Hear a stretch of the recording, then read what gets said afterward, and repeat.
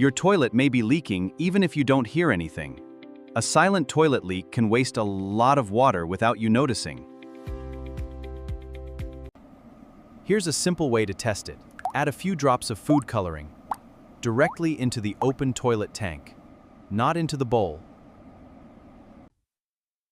Do not flush the toilet. Leave the water undisturbed and wait 5 to 10 minutes. Now check the bowl. If you see colored water without flushing, water is leaking past the tank seal into the bowl.